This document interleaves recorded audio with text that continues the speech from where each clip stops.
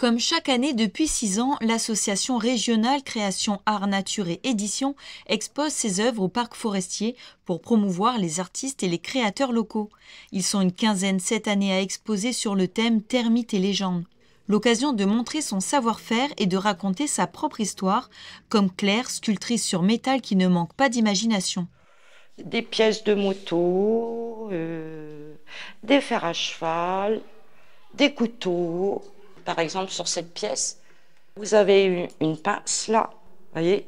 Et puis j'ai rajouté cette pièce-là, voilà, un petit chapeau. C'est mon mari qui m'avait appris. Je m'y suis mise petit à petit. En général, ce sont des pièces qui sont déjà parfaites.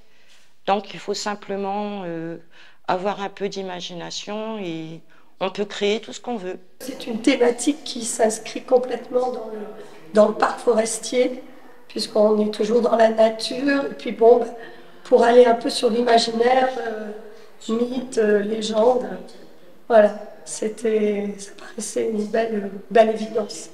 La plupart de ces artistes s'inspirent de la Nouvelle-Calédonie. C'est le cas de Maxime Rouault avec sa toute nouvelle œuvre représentant le sous-marin Le Nautile découvrant l'épave de la Monique. Il lui a fallu plus de 300 heures de travail pour la terminer, juste à temps pour l'exposition. Une œuvre qui interpelle les visiteurs. Celui-là, c'est un poisson de très grands fonds. Une poisson-lune.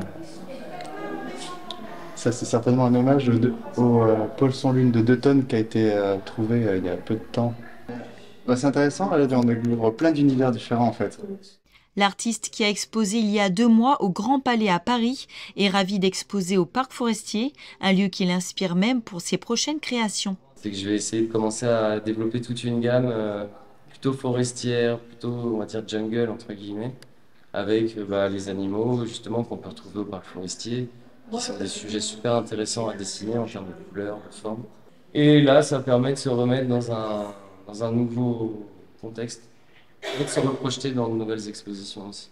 L'exposition sera visible jusqu'au dimanche 27 avril et pour marquer les 15 ans de l'association, elle organise également une chasse aux cailloux pour faire découvrir l'art autrement. 400 cailloux peints par les artistes sont ainsi cachés dans le parc et certains d'entre eux permettront de remporter un lot.